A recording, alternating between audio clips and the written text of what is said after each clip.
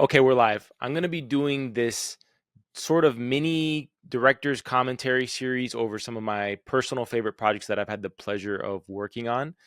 All of these projects you're going to see, I oversaw from pre production through filming in production to editing and post production, except for one, which we'll see in another video that was strictly post production. So, starting with this one, it's my favorite project that I got to work on this year, and it was a launch commercial for an AI startup called Autoform, which is designed to remove the busy work of data entry. And the reason why it's my personal favorite, it was not only it was because it was such a creative shoot um, and concept, but it's actually the first ever end-to-end production sourced completely on Contra. So this project came in as an inbound lead on Contra. I had never met the founder of the company before, and it's the first production to ever go from pre-production through post all the way to final delivery on the platform.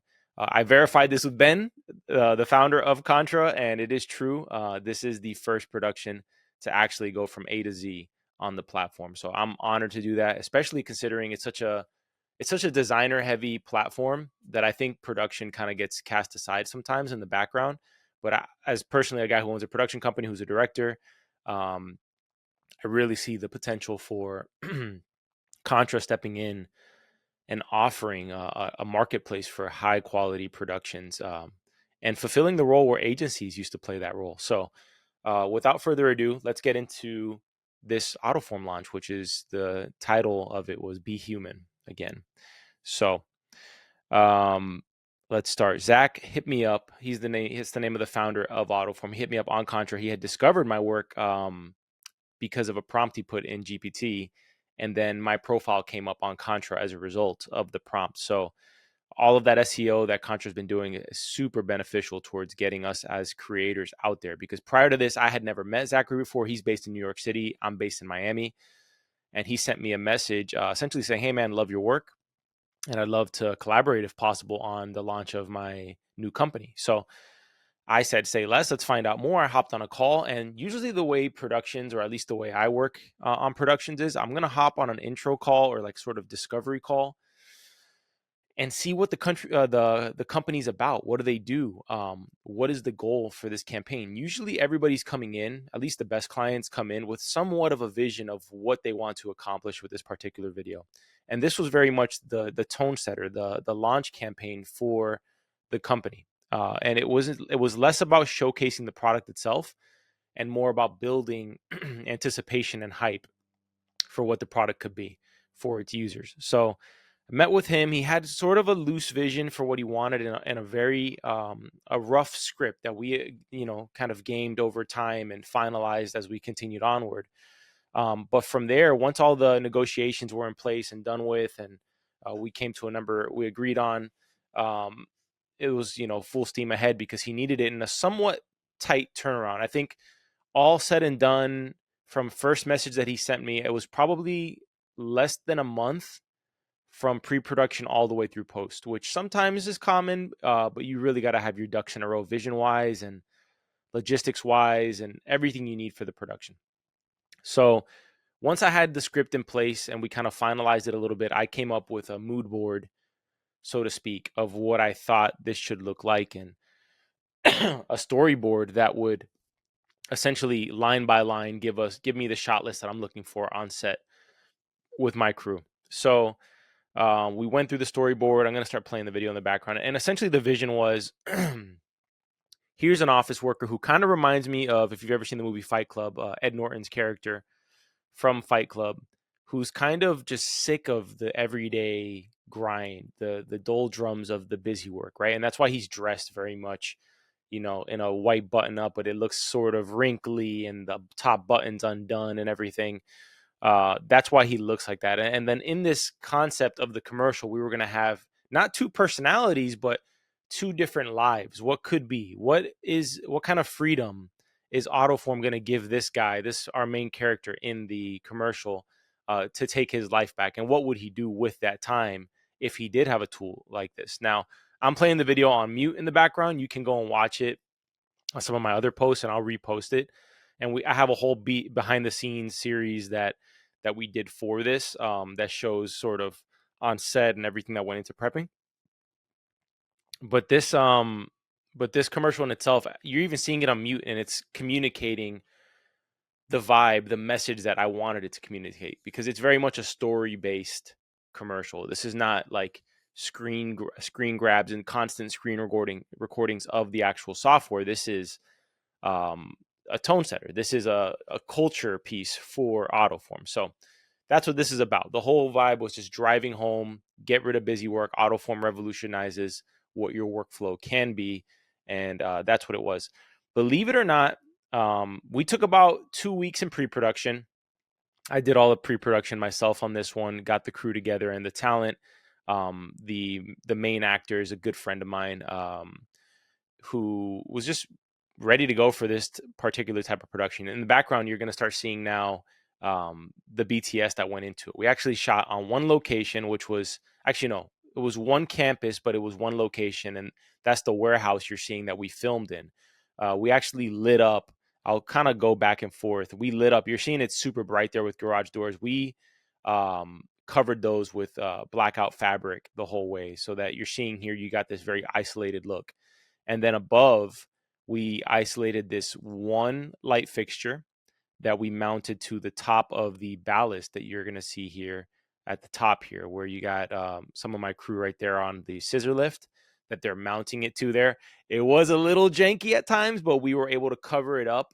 Actually, it wasn't janky. The camera setup on one of the shots for the spinning chair was a little janky because for this very indie style production, we had to make do with what we had. But we had the one light fixture, which was our central point. And we weren't going to move too much in the warehouse. We had a couple of setups, but the main one was this particular desk shot here. Let me go to the wide so you can see it. That wide shot you see, let me get a better angle of it. This desk shot, I wanted it as black as possible. I almost wanted it to feel like this character existed in purgatory in some sense, like everything is black around him in color. Like in post, we had to kind of, you know, raise the contrast and drop the exposure a bit in order to accomplish that. It was a little tricky. You can kind of still see some stuff in the background. I didn't really want that, but it still ended up panning out.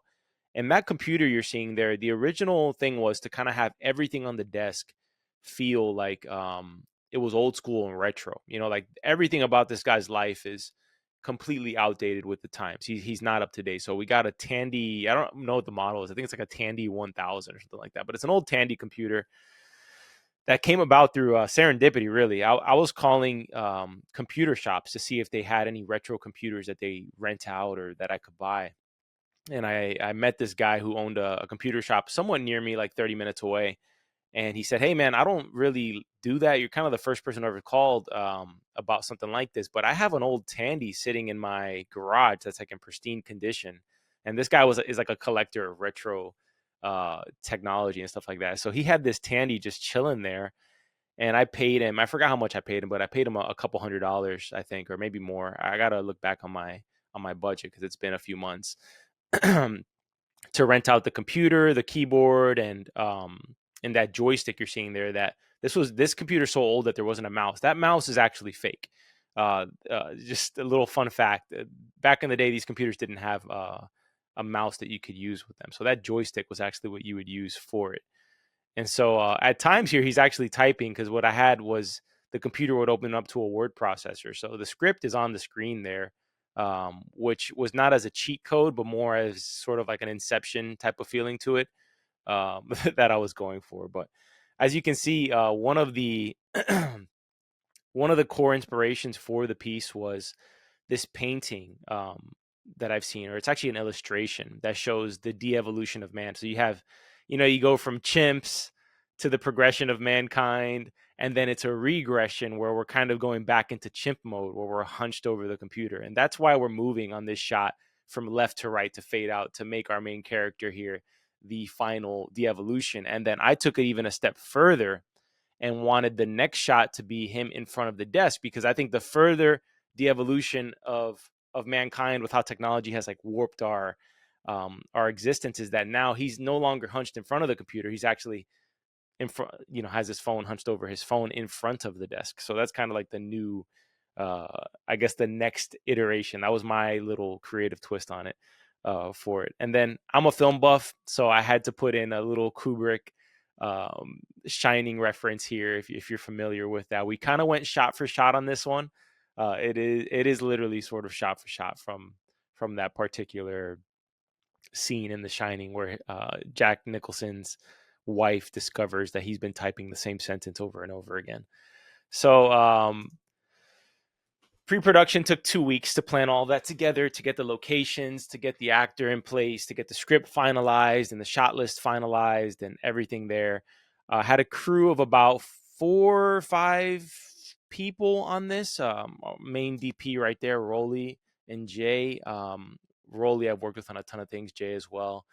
And they were just lifesavers on this, because when you're on set with something so specific and you're directing and you're having to focus on talent and making sure this was a leaner production. Like I've been on sets where you have 20, 25 people and you have somebody who's helping keep you on track with your shot list. But on something a little more indie like this, I got my laptop in hand. You can see it there. I'm going through and making sure that we have enough coverage of everything.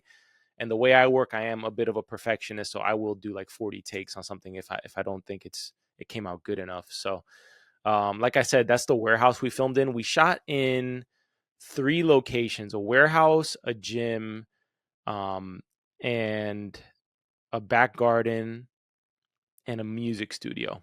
Because I wanted to have 3 sort of hobbies or things that you could do with your time if you weren't doing data entry, and to be a little bit comedic and exaggerated with it as well. So luckily, all 3 of these spots were on the same campus. So I was able to keep it very, very seamless and not have to do too much of a teardown and a setup. We filmed everything, believe it or not, in one day, which was killer. That was about a 17-hour day.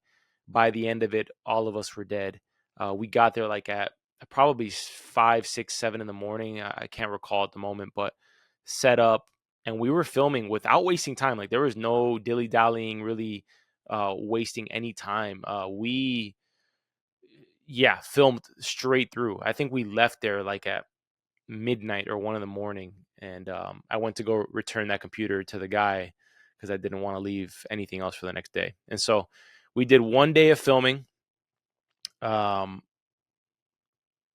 then spent 2 weeks in post production. So in total, it was 2 weeks in pre production, one day in production. Which if I could do it over again, I'd probably do 2 days, just to space it out a little bit more. We did one not a pre-light day, but we did a scout location day, or location scouting day, where we game planned and went through the whole script of where we would film and kind of game planned where we'd want to set up, which is something important that you want to do, because you don't want to save any of those decisions for the day of, because everything on the day of, you got to sort of be decided. And I'll say the intro shot right here that you're seeing with him spinning, that took a long time to set up with the lighting and the camera position. We had that camera on that same scissor lift hanging off of it by a C-stand, and weighed down by sandbags, and I had a camera up there just to hold it just in case, because it wasn't the best or most secure of setups. But the light itself, that is what took a long time to set up. And there was a couple of shots that really took forever, man. And it's really just because of how difficult it was to contain light in the warehouse itself, and to get that specific look. We did have a hazer that we were using on almost every shot, so we'd have to shut the doors. There wasn't any AC in there, which is funny because the client actually wanted to come to set. And one of the funny things is I told him, hey man, you can be on set, but understand, like, this is the middle of summer. It's going to be like 90 something degrees and there's no AC in there. And he said, yeah, I'm good chilling at the hotel, which is very rare to find a client who's going to trust you. Mind you, I've never met this person. I've never met Zach in person, but he trusted me based off of the portfolio he found on Contra and just our communication, to just hands off. Like he didn't have to do anything other than correspond with me on messages. And on this particular day, there was like no cell phone service out there. So he didn't really hear from me until way later on in the day. which is, kudos to him for putting that much trust, because oftentimes it can kind of backfire for some people. But because I value trust a lot, I don't do that to my clients. So anyways, production went through 17-hour day. Everybody was cooked. And then about a week and a half, I'm not going to say it took 2 weeks fully to work on the edit. It took, a little over a week probably to get it really hammered home, which I'll play the commercial one more time for you,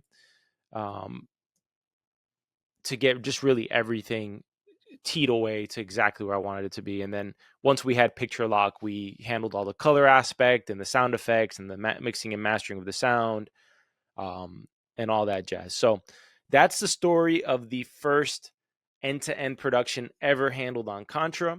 My name is Mario Busto. I had the honor of directing it. If you're watching this commentary and you like this sort of content, make sure to subscribe to this channel. I think I'm going to upload it to YouTube, I think. And yeah, if you have a company out there, if you have a commercial that you need directed, the goal for this was, as Zach told me, make it something that like just really, goes all out, like something that he could put in a Super Bowl if he wanted to. And the client's reaction was just really incredible. Like he really loved it completely. And I honestly think it came out Super Bowl quality, because I'm a really harsh critic, but I really do think it came out that good. I do want to say one last thing before we go. One of the key things that I try to do in my edits is that when I'm displaying information or filming a commercial, specifically a commercial like this, I'm thinking about the audience and I'm thinking about audience retention. And I don't want, in this particular scene, we were going to do 3 elements of typography. If you can see, if you hear the audio, what he's typing in the box here is what the narrator is saying. And in this particular, the game plan at first here was to do 3 elements of typography, but we tried it and it felt visually redundant. So we game planned a last minute decision to have a different scene here, tell this, do essentially typography in a more creative way, which was the stop motion scene that we filmed on my coffee table. We opened up an Amazon box, put it on the table, and did a Pac-Man version that is pretty much in sync with what the narrator saying in this particular scene. And that was just a simple way of that. Was not in the original plan. It was something we came up with while we were editing. My friend ran and grabbed this camera, and we just filmed it within probably 45 to an hour. And thankfully it came out really good. We just did this with photos, not with film. And it came out great. And really it was all about, how can we tell this story in a way that each shot you're seeing is different from the last one, so that the audience who's watching it's not going to click away. And that's what we sought to accomplish with it. So that's the story of the Autoform Be Human Again commercial. And I'll show you the shot that took us forever to get. It was these right here. These last couple shots. This one was pretty quick here, but this one, boy, that one took forever. Maybe it was because it was the end of the day, but we had to tear down the light setup and do a brand new one. And that took hours to get that shot. So anyways, thank you guys for watching this video. I hope you enjoyed it. If you liked it, make sure to reply. If I didn't cover anything that you wanted me to cover, drop a comment and I'll address it in the comments. And yeah, thanks again. Hopefully this recording didn't mess up, because I'm going to be really mad if it did. Really mad if it did.